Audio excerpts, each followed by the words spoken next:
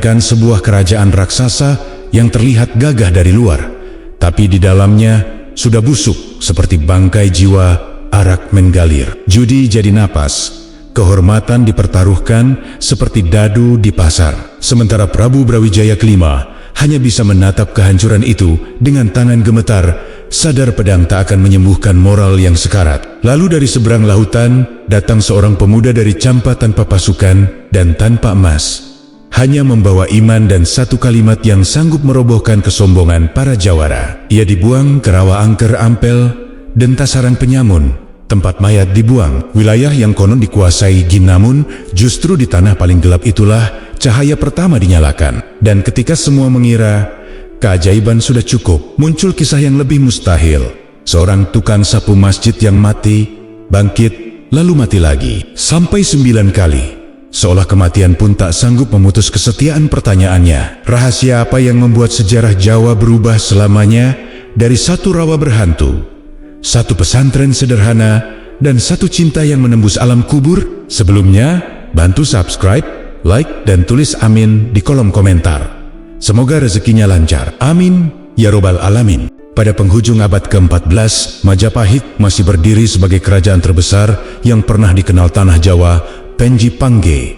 Kerajaan berkibar gagah, sawah-sawah terbentang subur, dan kapel-kapel dagang datang silih berganti membawa kekayaan. Dari Kehawan, Majapahit tampak seperti negeri makmur yang tak tergoyahkan. Namun di balik kemegahan itu, ada luka yang perlahan menganga, luka yang tak terlihat oleh mata awam. Di sudut-sudut kota raja, kehidupan berjalan dengan wajah yang berbeda. Mabuk-mabukan bukan lagi hal memalukan, melainkan kebiasaan yang dianggap lumrah. Judi berisik di pasar, mempertaruhkan bukan hanya harta, tapi juga kehormatan keluarga. Hukum tidak lagi menjadi pelindung, melainkan alat bagi yang kuat untuk menindas yang lemah. Rakyat kecil menunduk, menahan perih, sementara tawa para penguasa menggema di balik dinding istana. Kemerosotan moral itu menjalar cepat seperti penyakit menular. Para pejabat yang seharusnya menjaga keseimbangan justru larut dalam pesta dan kepentingan diri. Pendeta dan tokoh kepercayaan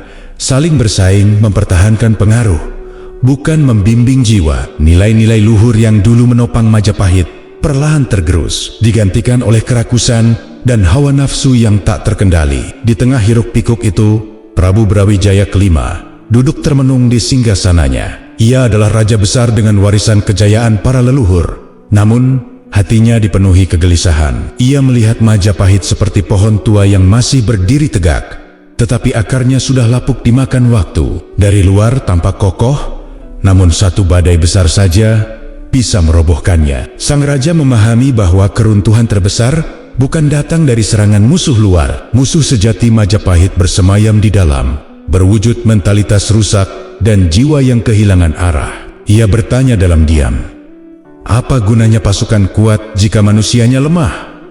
Apa arti hukum jika tak lagi dihormati? Pertanyaan-pertanyaan itu menggema tanpa jawaban di ruang batinnya. Malam-malam panjang sering ia lalui dengan mata terbuka, menatap gelap langit dari balik jendela istana. Para penasihat datang dan pergi, membawa laporan dan janji, namun tak satu pun mampu menyentuh akar persoalan. Hukuman diperberat, aturan diperketat, tetapi semua terasa seperti menambal perahu bocor dengan kain rapuh. Air kebusukan tetap merembes masuk. Di saat keputusasaan mulai menguat, hadir suara yang lembut namun tegas. Sang permaisuri wanita dari negeri Campa melihat persoalan dengan sudut pandang yang berbeda. Baginya, penyakit Majapahit bukan sekadar persoalan hukum atau kekuasaan, melainkan penyakit jiwa. Jiwa yang rusak tidak bisa disembuhkan dengan pedang, melainkan dengan keteladanan dan hikmah. Ia menyampaikan pandangannya dengan penuh kehati-hatian bahwa negeri sebesar apapun akan runtuh jika manusianya kehilangan akhlak, bahwa perubahan sejati harus dimulai dari hati,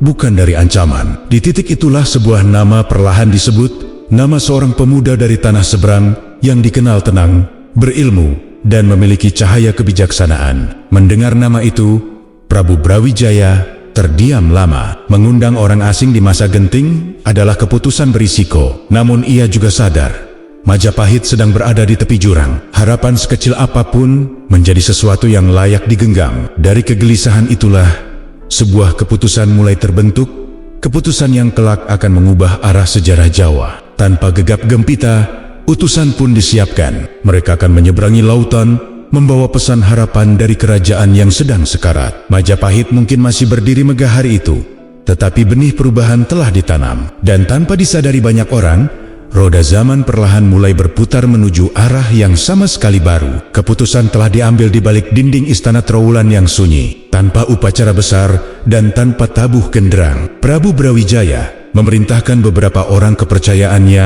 menyeberangi lautan. Mereka membawa pesan singkat namun berat, memanggil seorang pemuda dari negeri Campa untuk datang ke tanah Jawa. Pesan itu bukan undangan kehormatan, melainkan panggilan takdir bagi seseorang yang akan diminta menyentuh luka terdalam Majapahit. Di negeri Campa, kabar itu tiba seperti angin senja yang menyejukkan sekaligus menantang. Raden Rahmat mendengarnya dengan wajah tenang. Ia tahu, tanah Jawa bukanlah negeri biasa. Di sana bercampur kekuasaan besar, tradisi kuno, kesaktian, dan kepentingan yang saling bertubrukan. Banyak orang saleh memilih menjauh dari pusaran seperti itu. Namun bagi Raden Rahmat, panggilan ini terasa jelas sebagai amanah, bukan pilihan. Ia tidak menimbang untung rugi. Ia tidak bertanya tentang jabatan atau hadiah. Yang ia renungkan hanyalah satu hal: apakah langkahnya kelak membawa manfaat bagi manusia? Setelah menunaikan salat dan berpamitan pada keluarga, ia bersiap meninggalkan tanah kelahirannya. Tak ada iring-iringan mewah, tak ada peti mas atau pasukan pengawal. Ia hanya membawa bekal secukupnya, kitab, dan keyakinan yang menguatkan dadanya. Perjalanan laut bukan perkara ringan. Ombak Jawa dikenal ganas.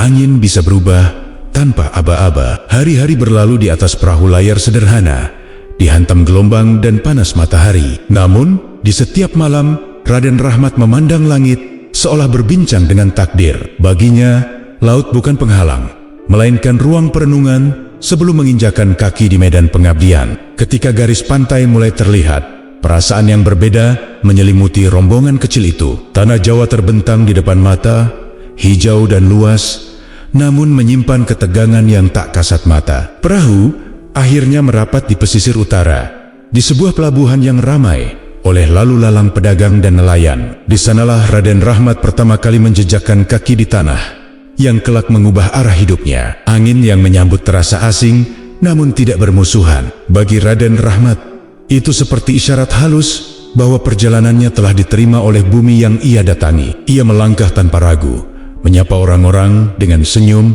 dan sikap rendah hati. Tak ada yang menyangka bahwa pemuda sederhana itu membawa misi besar yang akan mengguncang tatanan lama. Kabar kedatangannya perlahan menyebar. Sebagian memandangnya dengan rasa ingin tahu, sebagian lain dengan kecurigaan. Orang asing selalu mengundang tanya, apalagi di masa ketika Majapahit sedang dilanda kegelisahan. Namun, Raden Rahmat tidak terburu-buru. Ia memahami bahwa kepercayaan tidak lahir dari kata-kata, melainkan dari keteladanan yang konsisten. Dari pesisir itulah langkahnya diarahkan menuju pusat kekuasaan. Setiap tapak kaki terasa ringan, namun bermakna. Ia sadar, begitu melewati gerbang istana kelak, ia tidak lagi hanya membawa namanya sendiri. Ia membawa harapan seorang raja, kegelisahan sebuah negeri, dan tanggung jawab besar untuk menyentuh jiwa-jiwa yang telah lama kehilangan arah.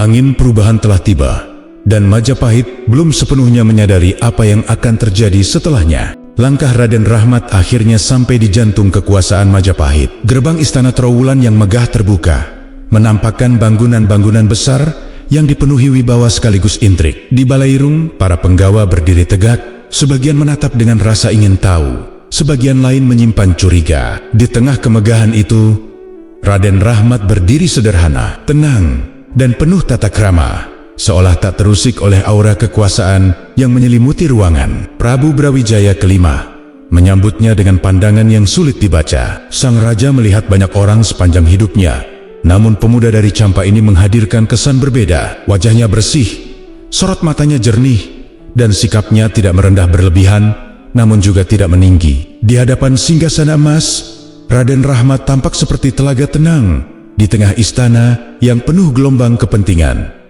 Mandat pun disampaikan. Sang raja mengungkapkan kegelisahannya tentang rusaknya moral rakyat dan para pembesar. Ia tidak meminta Raden Rahmat menaklukkan musuh atau memimpin pasukan. Ia meminta sesuatu yang jauh lebih sulit, memperbaiki jiwa manusia. Permintaan itu berat, namun Raden Rahmat menerimanya tanpa ragu, seolah beban itu telah ia kenal sejak lama. Namun, Majapahit adalah kerajaan besar dengan keseimbangan yang rapuh. Kehadiran seorang ulama asing di pusat kekuasaan bisa memicu kecemburuan dan konflik terbuka dengan para pendeta serta elit lama. Prabu Brawijaya memahami risiko itu. Maka, setelah hening sejenak, sang raja mengumumkan sebuah keputusan yang terdengar ganjil bagi banyak orang. Raden Rahmat tidak ditempatkan di kota raja. Ia tidak diberi tanah subur atau rumah di lingkungan istana. Sebagai gantinya, ia dihadiahkan sebuah wilayah di pesisir utara Surabaya bernama Ampel Denta. Begitu nama itu disebut, bisik-bisik langsung memenuhi Balairung. Wajah para penggawa berubah tegang, seolah mendengar vonis yang menakutkan. Ampel Denta dikenal sebagai alas angker yang dihindari manusia. Rawa-rawa busuk, hutan lebat, dan cerita-cerita kelam menyelimuti tempat itu. Konon, penyamun dan makhluk halus menjadikannya sarang. Mayat-mayat sering dibuang di sana. Bagi banyak orang, menerima Ampel Denta bukanlah kehormatan, melainkan pembuangan halus yang berbalut hadiah. Namun reaksi Raden Rahmat justru di luar dugaan. Ia tersenyum dan mengangguk takzim menerima keputusan itu. Tidak ada penolakan, tidak ada raut tersinggung. Baginya, dimanapun ia ditempatkan, disitulah tugasnya bermula. Justru tanah yang gelap adalah tempat paling membutuhkan cahaya. Perjalanan menuju Ampel Denta pun dimulai. Semakin jauh dari pusat kota, suasana berubah. Jalanan sepi, pepohonan kian rapat, dan hawa lembab menyelimuti langkah-langkahnya. Kabut tipis menggantung di atas rawa, menghadirkan kesan mencekam bagi siapapun yang datang dengan rasa takut. Namun, Raden Rahmat melangkah mantap, seolah ia telah mengenal medan itu jauh sebelum melihatnya. Saat kakinya menjejak tanah Ampel Denta, suara alam terdengar ganjil. Angin berdesir di antara pepohonan tua, dan keheningan terasa berat. Bagi mata biasa, tempat itu adalah akhir dari harapan. Namun, bagi Raden Rahmat, inilah awal dari sebuah perubahan besar. Di tanah yang dianggap sampah oleh manusia, ia bersiap menanam benih peradaban yang kelak akan mengguncang seluruh tanah Jawa. Ampel Denta menyambut Raden Rahmat dengan wajah yang tidak ramah. Rawa-rawa hitam menggenang di mana-mana. Pepohonan tua berdiri rapat seperti penjaga yang curiga, dan kabut tipis menggantung rendah, seolah sengaja menutup pandangan. Udara terasa lembab dan dingin, membawa aroma tanah busuk yang menusuk hidung. Bagi kebanyakan orang, tempat ini adalah batas terakhir sebelum kembali pulang dengan ketakutan. Namun, Raden Rahmat justru berhenti sejenak, memandang sekeliling dengan mata tenang. Langkah pertamanya ke dalam rawa itu dilakukan tanpa keraguan. Tidak ada mantra rumit yang diucapkan, tidak ada ritual pengusir kegelapan. Ia hanya melangkah sambil menjaga dizikir di dalam hati. Setiap pijakan kakinya terasa mantap, seolah tanah yang becek itu mengeras untuk menahannya agar tidak tenggelam. Kabut yang tadinya pekat perlahan tampak menipis, seakan enggan terlalu dekat dengan sosok yang datang tanpa rasa takut. Cerita tentang keangkeran Ampel Denta bukanlah isapan jempol. Selama bertahun-tahun, tempat itu dikenal sebagai wilayah yang menelan banyak nyawa. Penyamun bersembunyi di balik semak, dan kisah tentang makhluk-makhluk tak kasat mata beredar dari mulut ke mulut. Namun anehnya, sejak Raden Rahmat menginjakan kaki di sana, suasana berubah. Hutan yang biasanya gaduh oleh suara-suara aneh justru terasa lebih sunyi dari biasanya. Hari-hari pertama di Ampel Denta dilalui dengan kesederhanaan. Raden Rahmat membersihkan sebidang tanah kecil, menebas semak, dan meratakan tanah becek dengan tangannya sendiri. Tidak ada bangunan megah, hanya sebuah langgar kecil dari kayu dan atap sederhana. Namun dari tempat kecil itulah, sebuah keteduhan mulai terasa. Seolah-olah tanah yang lama terkutuk akhirnya menemukan napas barunya. Penduduk sekitar mengamati dari kejauhan. Mereka heran melihat seorang pendatang berani tinggal di tempat yang selama ini dihindari. Ada yang menunggu dengan rasa takut, ada pula yang menanti dengan rasa ingin tahu. Mereka menduga akan terjadi pertarungan hebat antara manusia dan makhluk halus, seperti cerita-cerita lama yang biasa mereka dengar. Namun hari demi hari berlalu tanpa ledakan kesaktian atau teriakan horor. Kemenangan Raden Rahmat di Ampel Denta justru terjadi dalam diam. Tidak ada jin yang ditantang secara terbuka, tidak ada darah yang tertumpah. Kegelapan itu seakan mundur dengan sendirinya, seolah tak sanggup berlama-lama di hadapan ketenangan batin yang dibawa sang pendatang. Rawa yang dulu bergolak kini terasa lebih tenang, dan hutan yang dulu menakutkan mulai tampak seperti bagian dari alam biasa. Langgar kecil itu perlahan menjadi titik cahaya. Beberapa orang berani mendekat, sekadar ingin melihat atau bertanya. Raden Rahmat menyambut mereka dengan ramah, tanpa menghakimi atau memaksa. Ia berbicara tentang hidup yang lebih tertata, tentang menahan diri, dan tentang martabat manusia. Kata-katanya sederhana, namun menyentuh bagian yang selama ini terabaikan. Meski Ampel Denta telah tunduk tanpa pertarungan, Raden Rahmat menyadari satu hal penting: menundukkan alam jauh lebih mudah daripada menundukkan kebiasaan buruk manusia. Rawa dan kabut bisa disingkirkan dengan keteguhan hati, tetapi mengubah watak yang rusak membutuhkan kesabaran panjang. Dan disitulah ia memahami bahwa ujian sejatinya baru saja dimulai, bukan dari makhluk halus, melainkan dari manusia yang akan datang membawa kesombongan, amarah, dan penolakan. Ketentraman Ampel Denta yang baru tumbuh tidak berlangsung lama. Kabar tentang seorang pendatang yang menetap di Rawa Angker menyebar cepat ke kampung-kampung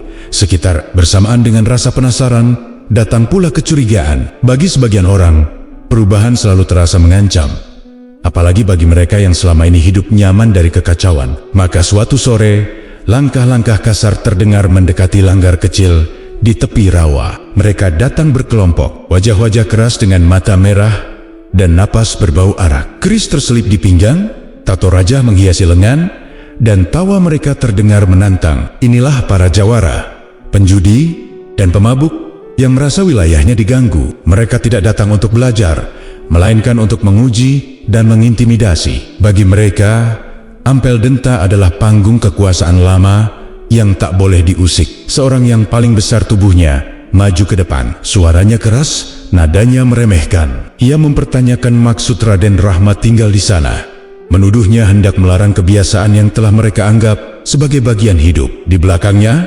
kawan-kawan menatap dengan senyum sinis, menunggu ledakan kemarahan atau ketakutan yang bisa mereka tertawakan. Namun, yang mereka temui justru ketenangan. Raden Rahmat duduk bersila, tidak berdiri menantang, tidak pula mundur menghindar. Tatapannya lembut, seolah ia melihat manusia yang lelah, bukan musuh yang harus dilawan. Sikap itu membuat suasana canggung. Para jawara terbiasa ditakuti, bukan dihadapi dengan rasa iba. Raden Rahmat tidak menjawab dengan ancaman atau dalil yang rumit. Ia berbicara pelan, memilih kata-kata yang mudah dipahami. Ia tidak meminta mereka mengubah keyakinan atau meninggalkan segalanya.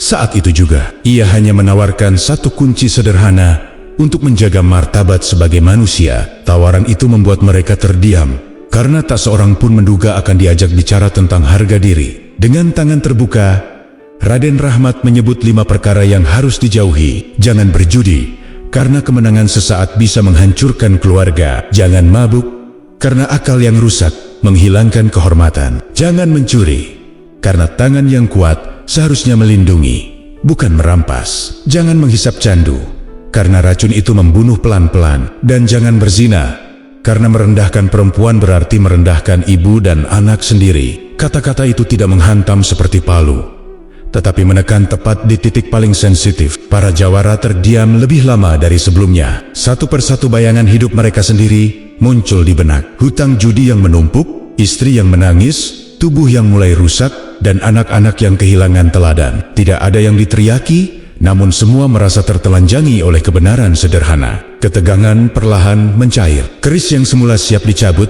kini dibiarkan menggantung longgar. Beberapa kepala tertunduk, bukan karena kalah, melainkan karena tersentuh. Mereka tidak merasa dipaksa, justru merasa diperlakukan sebagai manusia yang masih punya kesempatan memperbaiki diri. Hari itu, di bawah langgar kecil Ampel Denta, tidak ada darah yang tumpah, namun sebuah benteng kesombongan runtuh. 5 larangan sederhana itu mulai merayap keluar dari rawa, dibicarakan di warung dan rumah-rumah. Mohlimo menjadi pegangan baru, bukan karena takut hukuman, tetapi karena ingin menjaga harga diri. Dan dari situlah revolusi sunyi banner-banner dimulai. Perubahan di Ampel Denta tidak meledak seperti badai. Ia datang perlahan, nyaris tak terdengar, namun terasa nyata. Larangan-larangan sederhana yang diperkenalkan Raden Rahmat mulai dibicarakan dari mulut ke mulut. Di warung kecil dekat pantai, Para nelayan membahasnya sambil menambal jala. Di halaman rumah, para ibu menyinggungnya dengan nada berharap. Mohlimo bukan lagi sekadar nasihat dari seorang pendatang, melainkan cermin bagi banyak orang yang lelah hidup tanpa arah. Kebiasaan lama tidak runtuh dalam semalam. Masih ada arak yang diminum, masih ada dadu yang beradu. Namun, benih telah tertanam. Beberapa orang mulai menahan diri. Tidak karena takut, tetapi karena merasa malu pada diri sendiri. Ada yang berhenti berjudi setelah menyadari dapurnya lebih sering berasap. Ada pula yang mengurangi mabuk karena ingin kembali dihormati anak-anaknya. Perubahan kecil itu menumpuk menjadi arus yang pelan namun pasti. Langgar kecil di Ampel Denta semakin sering didatangi orang. Mereka tidak selalu datang untuk mengaji. Ada yang hanya ingin duduk diam, mendengarkan, atau sekadar merasakan ketenangan. Raden Rahmat menerima semuanya tanpa membedakan latar belakang. Ia tidak menghardik masa lalu siapapun. Baginya, setiap manusia yang datang adalah jiwa yang sedang mencari jalan pulang. Ketenangan itu mulai terasa mengganggu bagi pihak lain. Para bandar judi kehilangan pelanggan. Penjual arak melihat dagangannya tak selaris dulu. Beberapa pejabat kecil yang biasa menarik keuntungan dari kekacauan mulai merasa terancam. Mereka tidak suka perubahan yang menggerus sumber kenyamanan lama. Bagi mereka, Ampel Denta bukan pusat pencerahan, melainkan sumber masalah baru. Di sisi lain, dukungan dari masyarakat justru menguat. Orang-orang yang dulu takut mendekati rawa, kini berani menetap lebih dekat. Permukiman kecil mulai tumbuh, tanah dibersihkan, dan ladang dibuka. Ampel Denta perlahan berubah wajah. Dari tempat yang dihindari menjadi kawasan yang diharapkan. Revolusi ini tidak membawa panji atau slogan, tetapi membawa rasa aman yang telah lama hilang. Raden Rahmat tetap menjaga langkahnya. Ia tidak terburu-buru membangun bangunan besar atau menyusun aturan keras. Ia memahami bahwa perubahan yang dipaksakan akan melahirkan perlawanan.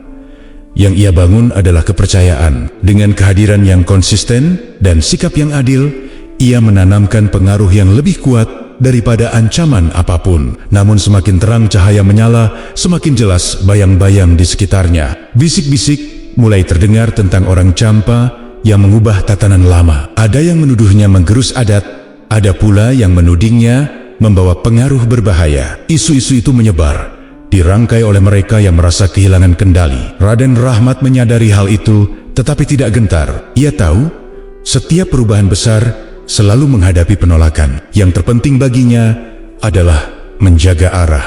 Selama masyarakat merasakan manfaat, kebenaran akan menemukan jalannya sendiri. Di pesisir Surabaya, sebuah revolusi sunyi telah berjalan. Tidak tercatat oleh genderang perang, tetapi tertanam dalam hati manusia. Dan di balik ketenangan yang tampak, sebuah fase baru mulai menunggu. Ampel Denta tidak lagi sekadar tempat berteduh bagi mereka yang tersesat. Ia sedang bersiap menjadi kawah penempaan, tempat manusia-manusia pilihan ditempa untuk peran yang jauh lebih besar. Ampel Denta yang dulu sepi kini berdenyut oleh aktivitas. Langgar kecil berkembang menjadi tempat belajar yang hidup, bukan hanya oleh suara bacaan, tetapi oleh disiplin dan keteladanan. Raden Rahmat menata hari-hari dengan ritme yang terukur. Waktu untuk bekerja, waktu untuk belajar, dan waktu untuk menata batin. Siapapun yang datang tidak diperlakukan sebagai murid semata, melainkan sebagai manusia yang sedang ditempa untuk memikul amanah. Mereka yang berkumpul bukan orang-orang sembarangan. Ada pemuda cerdas dengan rasa ingin tahu yang tajam. Ada anak bangsawan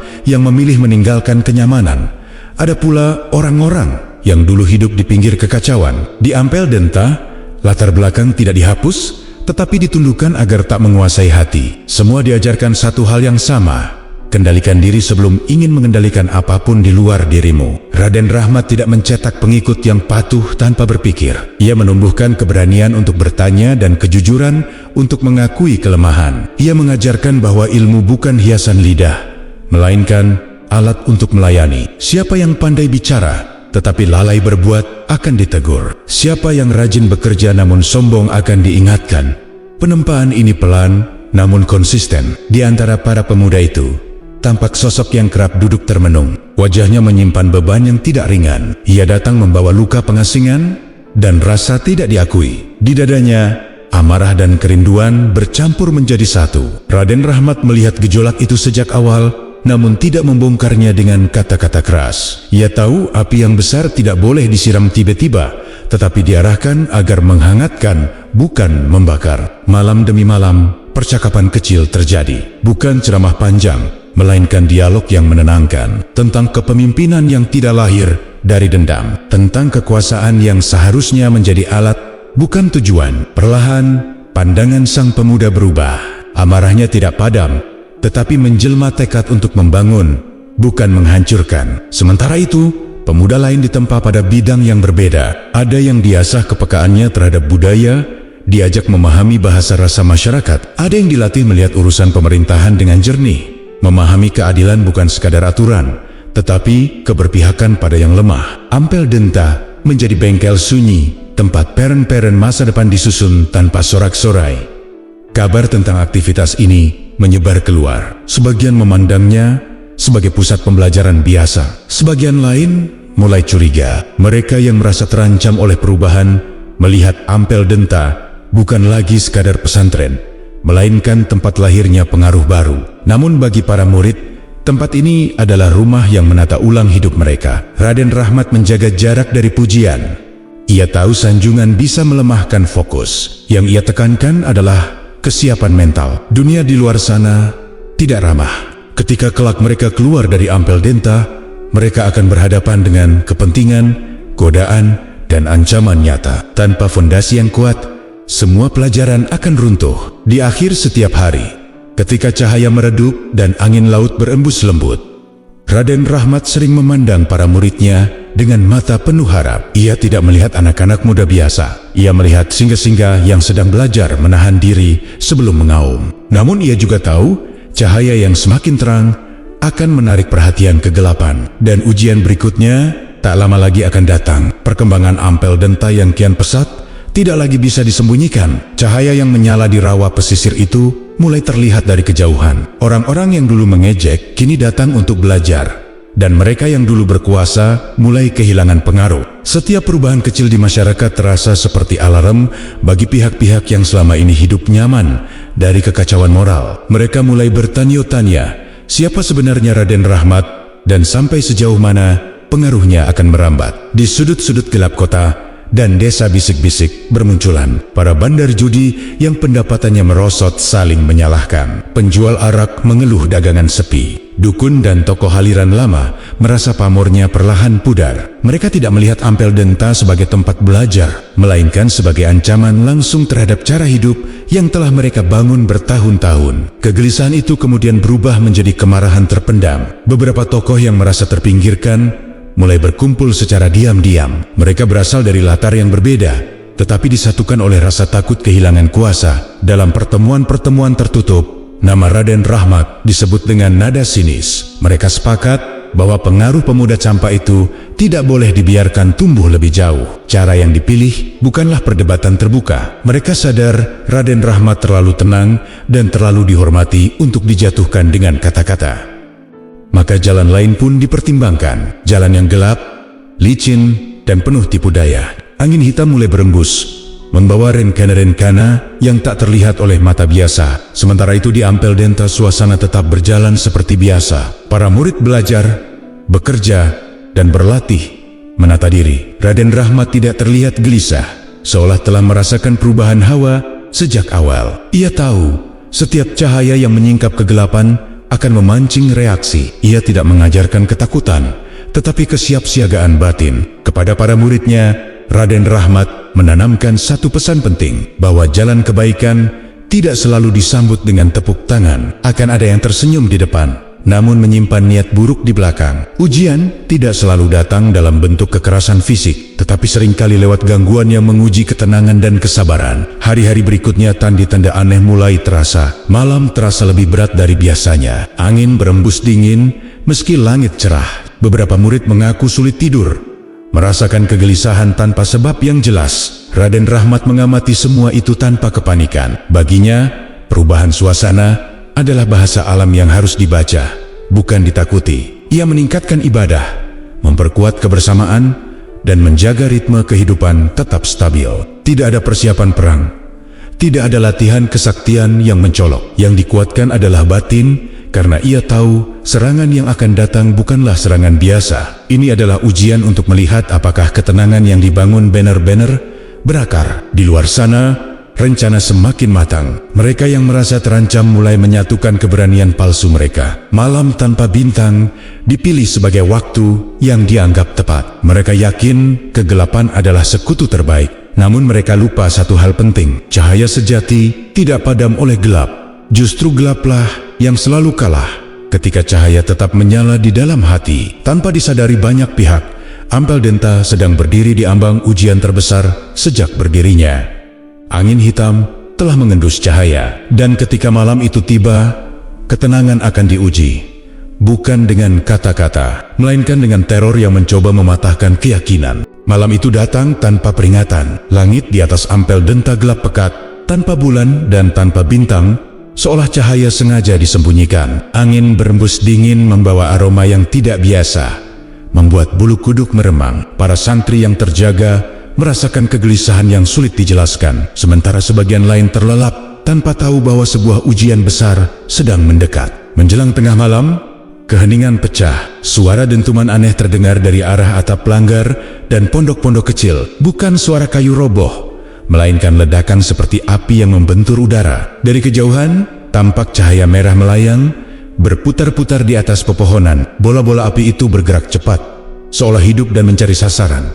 Kepanikan mulai menyebar. Beberapa santri berlarian keluar pondok, sebagian lain membeku di tempat. Dari kegelapan, terdengar suara siulan angin yang membawa benda-benda kecil berkilat. Paku-paku berkarat dan serpihan tajam beterbangan, mengarah ke tubuh-tubuh yang ketakutan. Malam yang sunyi berubah menjadi teror yang mencekam. Di tengah kekacauan itu, pintu bilik Raden Rahmat terbuka. Ia melangkah keluar dengan wajah tenang, mengenakan pakaian sederhana seperti biasa. Tidak ada tanda tergesa, tidak ada teriakan perintah. Ia memandang langit merah yang bergolak dengan sorot mata yang jernih, seolah sedang membaca sesuatu yang tak terlihat oleh orang lain.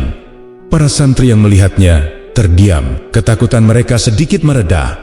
Meski teror belum berhenti, Raden Rahmat berdiri di halaman, mengangkat tangannya perlahan. Bibirnya bergerak lirih, melafalkan dizikir dengan ketenangan yang kontras dengan keganasan malam. Tidak ada mantra keras, hanya penghambaan yang tulus. Sesaat kemudian, sesuatu yang tak terduga terjadi. Bola-bola api yang melayang mendadak berhenti, seolah menabrak dinding tak kasat mata. Cahaya merah itu bergetar, lalu meledak di udara, pecah tanpa menyentuh tanah. Paku-paku berkarat jatuh tak berdaya, kehilangan arah dan tenaga, seakan niat jahat yang membawanya tiba-tiba dicabut. Langit perlahan meredup. Suara-suara aneh menghilang satu persatu. Angin kembali berembus biasa, meninggalkan halaman pesantren yang masih berdiri utuh. Tidak ada korban, tidak ada bangunan yang runtuh. Para santri saling menatap dengan napas tersengal, mencoba memahami apa yang baru saja terjadi. Raden Rahmat menoleh ke arah mereka. Ia tidak memuji ketenangan,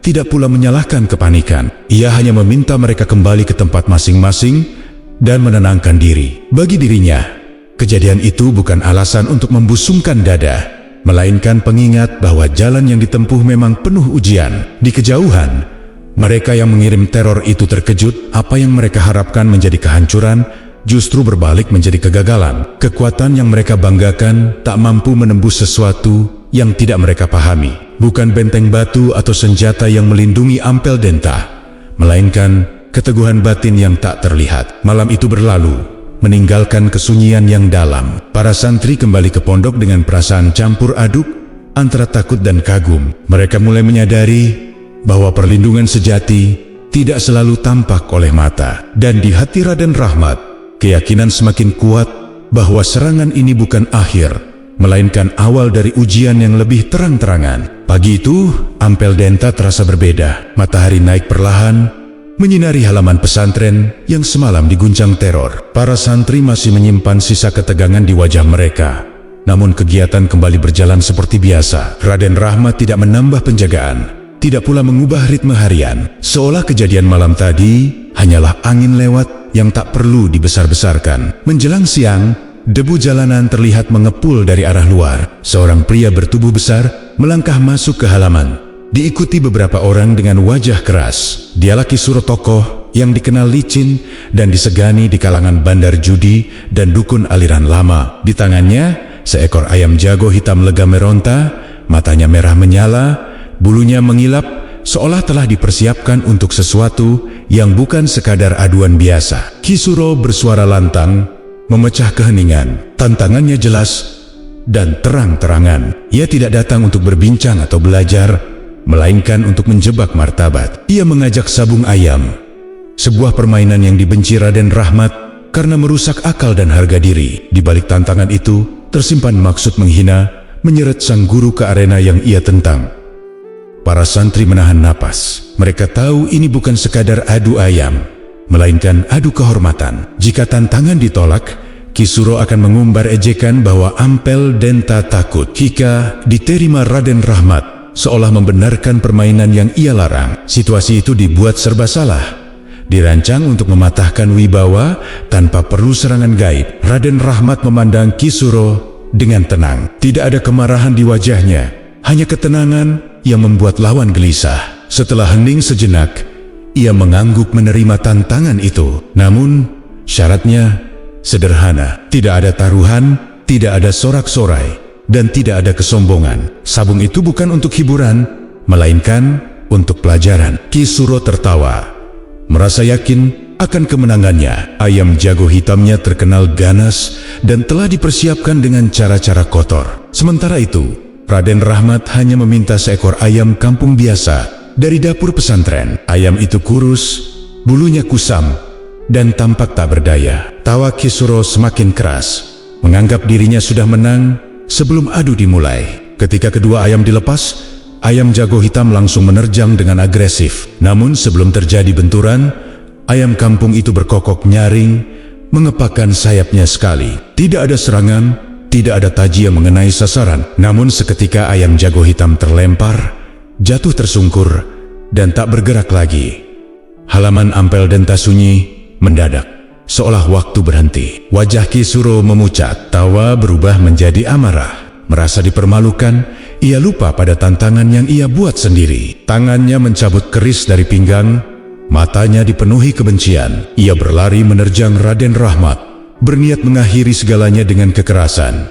Namun langkahnya terhenti. Tubuhnya kaku di tengah gerak, seperti patung yang dipahat tiba-tiba. Raden Rahmat berdiri di hadapannya, hanya mengangkat satu jari dan mengucap satu kata yang sederhana. Tidak ada bentakan, tidak ada ancaman. Niat jahat itu sendiri yang mengikat tubuh Ki Suro, membuatnya tak berdaya. Di hadapan para santri dan orang-orang yang menyaksikan, Ki Suro menjadi pelajaran hidup. Sabung ayam yang dimaksudkan untuk menjebak martabat justru membuka kebusukan niat. Hari itu, tanpa darah dan tanpa pedang, wibawa Ampel Denta semakin tegak. Dan bagi mereka yang memusuhi, menjadi jelas bahwa jalan licik tak akan pernah menang melawan keteguhan yang bersih. Kabar tentang peristiwa di Ampel Denta menyebar cepat, melampaui pasar dan pelabuhan, menembus lorong-lorong istana. Kisah tentang teror malam yang gagal, tentang tantangan yang berbalik menjadi pelajaran, sampai ke telinga Prabu Brawijaya. Sang raja mendengarkannya bukan dengan amarah, melainkan dengan getaran rindu-rindu pada ketenangan yang lama hilang dari singgasananya. Senja itu, tanpa panji dan tanpa iring-iringan, ia memutuskan berangkat sebagai manusia, bukan sebagai penguasa. Rombongan kecil tiba di Ampel Denta ketika matahari mulai condong ke barat. Cahaya kemasan menimpa langgar sederhana dan wajah-wajah para santri yang tenang. Tidak ada trompet penyambutan, tidak ada tata upacara, hanya langkah kaki seorang raja sepuh yang memasuki halaman dengan hati terbuka, membawa beban ratusan tahun kejayaan yang mulai pudar. Raden Rahmat menyambutnya dengan takzim, namun tanpa berlebihan. Dua sosok besar itu duduk berhadapan, dipisahkan senyap yang dalam. Angin sore berembus pelan, seolah alam memberi ruang bagi pertemuan masa lalu dan masa depan. Sang raja menatap sekeliling, melihat disiplin yang hening, wajah-wajah yang bersih dari kerakusan. Ia merasakan sesuatu yang tak pernah ia temukan di istana. Percakapan dimulai perlahan. Sang raja mengakui perubahan yang terjadi di pesisir Surabaya,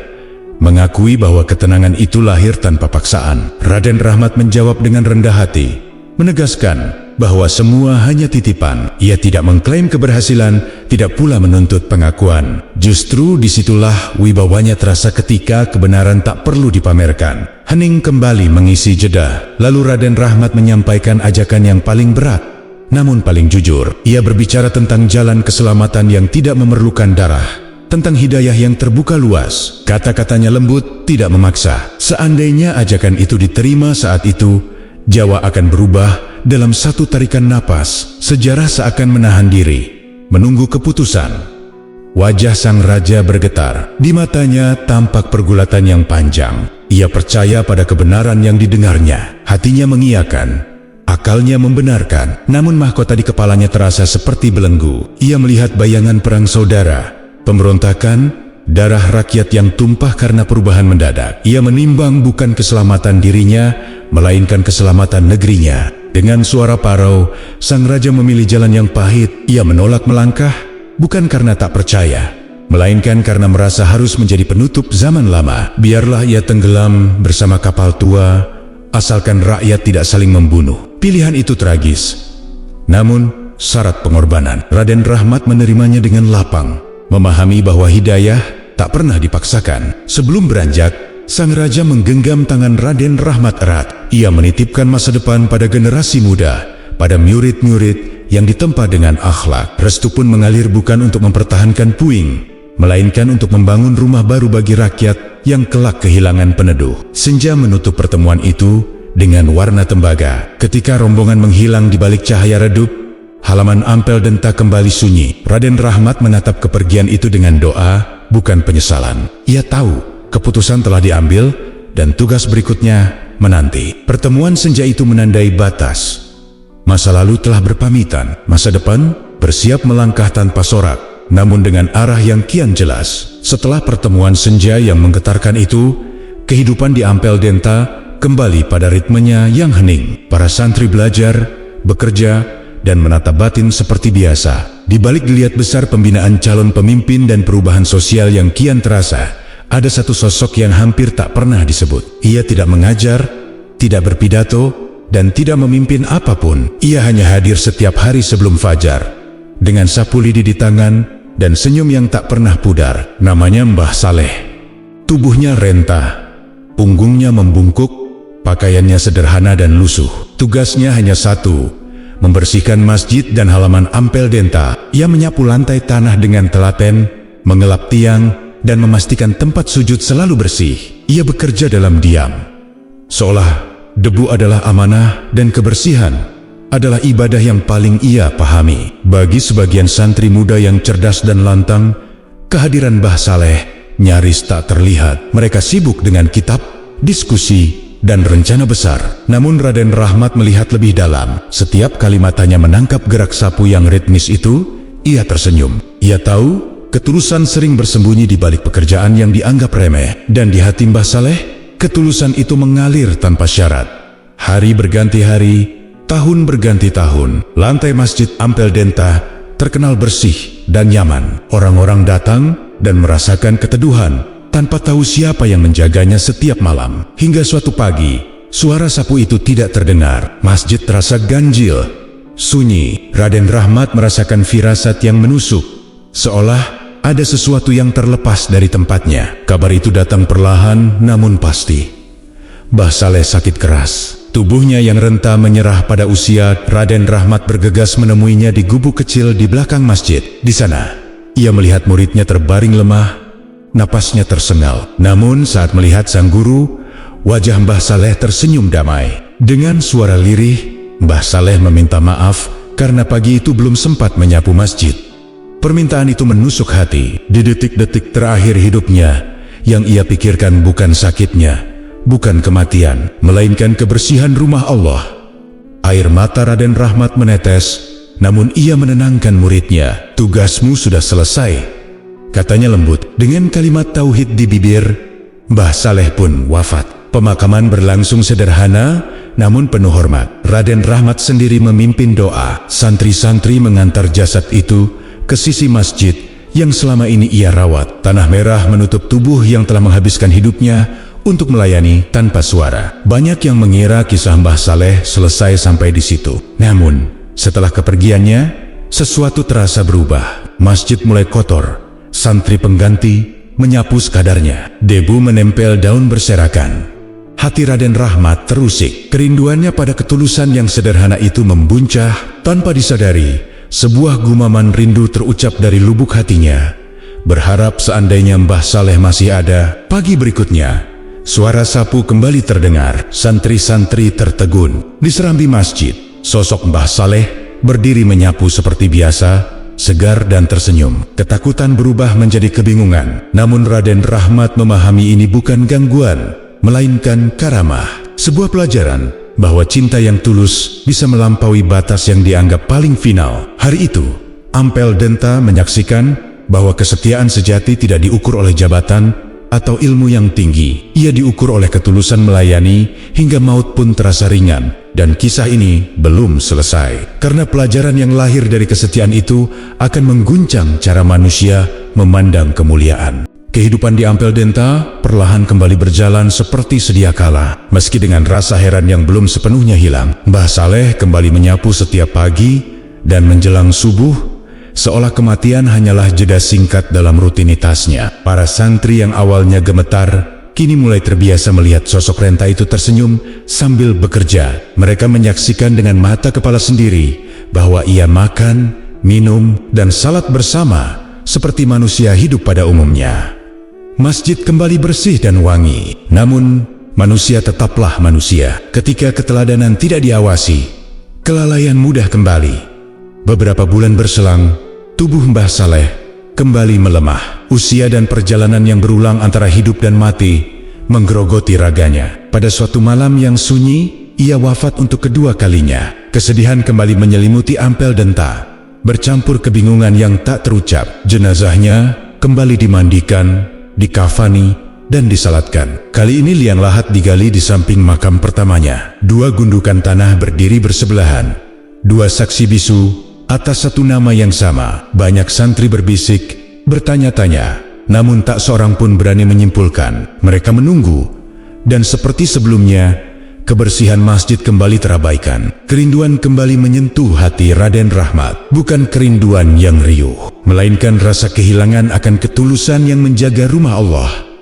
Gumaman yang sama kembali terucap tanpa sengaja. Dan seperti hukum yang tak tertulis, pagi berikutnya, suara sapu kembali terdengar. Mbah Saleh hadir lagi, tersenyum, bekerja, dan melanjutkan pengabdian seolah tak pernah pergi. Peristiwa itu tidak berhenti dua kali. Siklus yang sama terulang. Mbah Saleh hidup, menyapu, wafat, dikuburkan, lalu kembali hidup ketika masjid kotor dan kerinduan sang guru memanggil.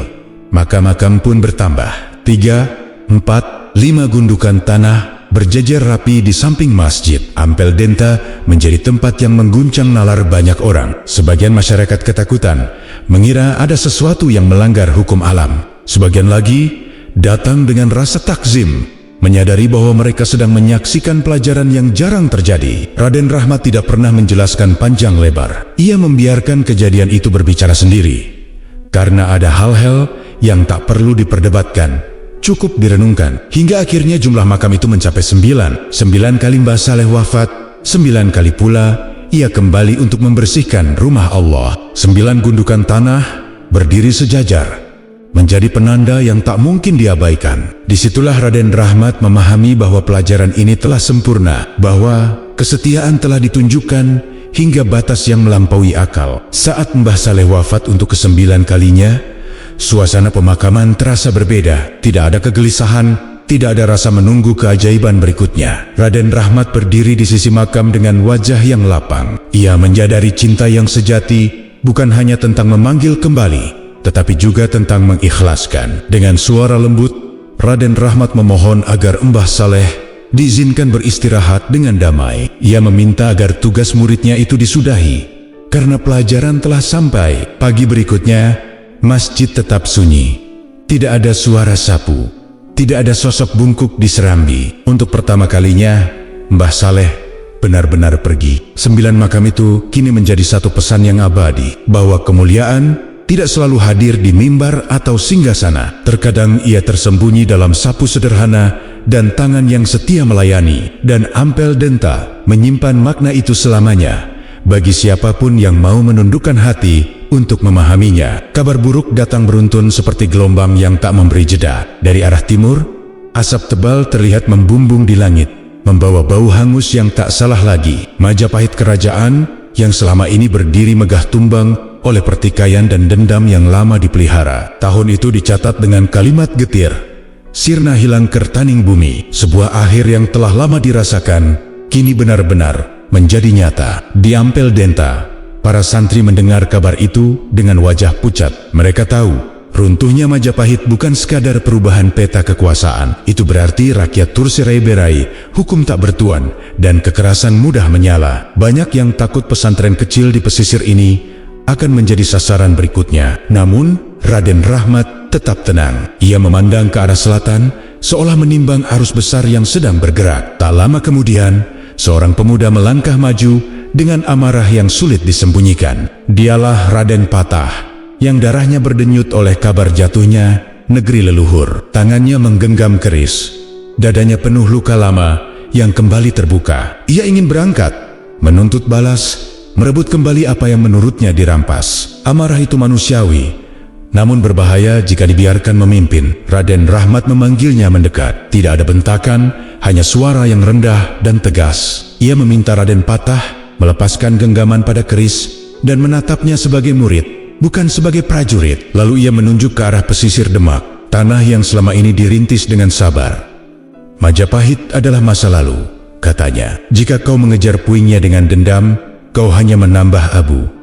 Kata-kata itu menembus lapisan amarah. Raden Rahmat menjelaskan bahwa rakyat yang lari dari kekacauan membutuhkan rumah baru, bukan perang baru. Kepemimpinan yang lahir dari dendam hanya akan mengulang siklus kehancuran. Yang dibutuhkan adalah peneduh tempat hukum dan akhlak berdiri bersama. Di sanalah Demak harus ditegakkan, bukan sebagai bayang-bayang Majapahit, melainkan sebagai harapan baru. Raden Patah terdiam lama. Amarahnya tidak lenyap seketika, tetapi menemukan arah. Ia melihat beban yang lebih berat daripada pembalasan. Tanggung jawab. Ia menyadari bahwa menjadi pemimpin bukan soal menang di medan laga, melainkan menenangkan yang ketakutan dan menyatukan yang tercerai. Perlahan, tangannya melepaskan keris. Dadanya masih sesak, namun pandangannya menjadi jernih. Di serambi masjid, Raden Rahmat menyerahkan pusaka yang berbeda dari dugaan. Bukan senjata pembunuh, melainkan kitab suci dan jubah amanah. Ia mengingatkan ajaran Molimo tentang menahan diri dari hal-hal yang merusak akal dan martabat. Jika akhlak runtuh, pesannya, keraton semegah apapun akan hancur. Itulah fondasi yang harus dijaga. Demak, hari keberangkatan tiba tanpa sorak-sorai. Raden Patah mencium tangan gurunya, menahan air mata. Ia pergi bukan sebagai penuntut balas, melainkan sebagai penata masa depan. Raden Rahmat berdiri di gerbang Ampel Denta, menyaksikan iring-iring kecil itu menjauh. Ia melihat matahari Majapahit bener-bener terbenam di ufuk barat, sementara fajar Demak mulai menyingsing di timur.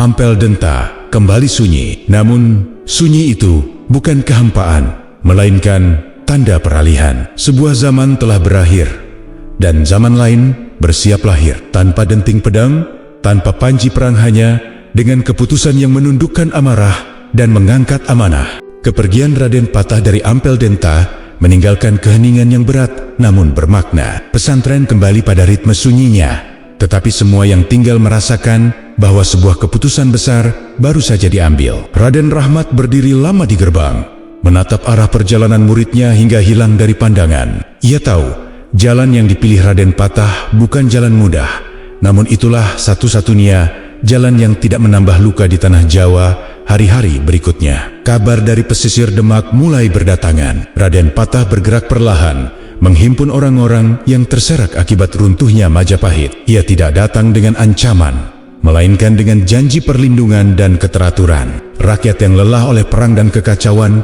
menemukan keteduhan dalam sikapnya. Tanpa banyak pengumuman, Demak mulai tumbuh sebagai pusat baru harapan. Di Ampel Denta, Raden Rahmat terus membimbing dari kejauhan. Ia tidak mengirim pasukan, tidak mengatur siasat perang. Yang ia kirimkan adalah nasihat melalui orang-orang kepercayaannya. Ia mengingatkan agar kekuasaan tidak menjadi candu, agar kemenangan tidak memabukkan. Bagi Raden Rahmat, berdirinya Demak bukan tujuan akhir, melainkan sarana untuk menjaga martabat manusia. Pada suatu hari, utusan dari Demak datang membawa kabar penting. Rakyat dan para tokoh setempat telah sepakat mengangkat Raden Patah sebagai pemimpin. Mereka tidak menyebutnya Raja Penakluk, melainkan Sultan yang diminta memimpin dengan keadilan. Mendengar kabar itu, Raden Rahmat menutup mata sejenak, seolah memastikan bahwa keputusan itu lahir dari kebutuhan, bukan ambisi. Raden Rahmat lalu memanggil para murid terdekatnya. Ia menyampaikan bahwa saatnya restu diberikan secara terbuka. Bukan restu yang mengangkat seseorang di atas manusia lain, melainkan restu yang mengikat tanggung jawab besar di hadapan Tuhan. Ia mengingatkan bahwa gelar tidak membuat seseorang mulia, tetapi akhlaklah yang akan menjaga kemuliaan itu tetap hidup. Dalam sebuah pertemuan sederhana, Raden Patah kembali bersimpuh di hadapan gurunya. Tidak ada singgasana, tidak ada mahkota, hanya seorang murid yang meminta arahan terakhir sebelum memikul amanah. Raden Rahmat meletakkan jubah di pundaknya dan menyerahkan kitab suci ke tangannya. Itulah simbol kepemimpinan yang ia ajarkan, kekuasaan yang dibingkai oleh ilmu dan penghambaan. Pesan terakhir, Raden Rahmat tegas namun penuh kasih. Ia meminta Raden Patah menjaga ajaran Mohlimo sebagai pagar diri dan negeri. Jangan biarkan judi, mabuk, pencurian, candu dan perzinaan merusak sendi masyarakat. Ia mengingatkan bahwa Majapahit runtuh bukan karena kurang kuat, melainkan karena kehilangan akhlak. Demak tidak boleh mengulang kesalahan itu. Raden Patah mengangguk dengan mata berkaca-kaca. Ia memahami bahwa restu ini bukan hadiah, melainkan ujian panjang. Dengan hati yang lebih tenang, ia kembali ke Demak untuk menata negeri yang baru lahir. Ampel Denta pun kembali sunyi, namun sunyi itu syarat makna. Dari tempat sederhana itulah, seorang anak terbuang telah berubah menjadi pemimpin, bukan oleh pedang, melainkan oleh restu yang menundukkan ego dan mengangkat amanah. Angin musim timur berembus pelan di halaman Ampel Denta. Dondon tua berdesir, seolah alam ikut menahan napas. Di bilik sederhana beralas tikar pandan, Raden Rahmat terbaring tenang. Wajahnya bersih dan bercahaya, seperti seseorang yang telah menuntaskan perjalanan panjangnya. Tubuhnya memang melemah, namun sorot matanya tetap jernih-jernih oleh keyakinan bahwa tugas besar telah diselesaikan. Para murid berkumpul mengelilinginya. Mereka bukan orang-orang biasa. Ada pemimpin negeri yang baru berdiri, ada guru-guru yang kelak menyinari penjuru Jawa, ada pula santri yang masih belajar menata diri. Di hadapan mereka, Raden Rahmat tidak menampakkan kegelisahan. Tidak ada keluhan, tidak ada penyesalan. Yang ada hanya keheningan yang syarat makna, seolah setiap detik adalah pelajaran terakhir. Dengan suara pelan namun jelas, ia menyampaikan wasiat, bukan tentang harta atau jabatan, melainkan tentang akhlak. Ia mengingatkan agar kekuasaan tidak memabukkan, agar ilmu tidak melahirkan kesombongan. Ia menegaskan bahwa agama adalah rahmat yang menyejukkan, bukan api yang membakar. Jika suatu saat akhlak rusak, katanya, bangunan setinggi apapun akan runtuh seperti debu. Para murid menunduk. Kata-kata itu meresap, bukan sebagai perintah, melainkan amanah. Raden Rahmat lalu tersenyum tipis, senyum orang yang telah mengikat masa lalu dan masa depan dengan satu simpul yang rapi. Ia tahu, tongkat estafet telah berpindah tangan, zaman baru telah lahir, dan ia tak perlu lagi berada di garis depan. Napasnya kian pelan, pandangannya terangkat, menembus langit-langit bilik yang sederhana. Dalam pandangan batinnya, cahaya tampak semakin terang, dan di balik cahaya itu berdiri sosok yang sangat ia kenal, seorang pria tua berpakaian lurik, memegang sapu lidi. Dengan senyum yang selalu ia rindukan, sosok itu menunggu di ambang pintu yang wangi dan teduh, seolah berkata bahwa jalan telah disiapkan dengan bersih. Air mata hangat menetes di sudut mata Raden Rahmat. Kerinduannya terjawab. Reuni itu bukan pertemuan fisik, melainkan perjumpaan jiwa yang saling mencintai karena pengabdian. Bibirnya bergerak perlahan melafalkan kalimat tauhid, kalimat yang ia tanamkan sepanjang hidupnya. Dengan satu hembusan napas yang tenang, ia pun berpulang. Tangis pecah di Ampel Denta, namun tangis itu bukan keputusasaan. Ia adalah tangis kehilangan yang disertai rasa syukur. Kabar wafatnya menyebar cepat, menembus pesisir dan pedalaman. mencapai negeri yang baru berdiri. Orang-orang datang berduyun-duyun,